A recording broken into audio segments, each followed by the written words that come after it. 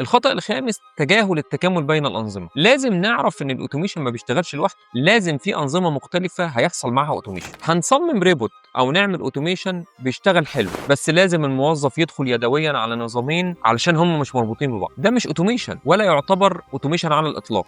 طيب إيه الحل؟ لازم نربط الأوتوميشن بالبنية التحتية الحقيقية عن طريق الباور بلاتفورم. عندنا الباور أوتوميت قوي جدا في حاجة زي كده. الخطأ السادس غياب التوثيق.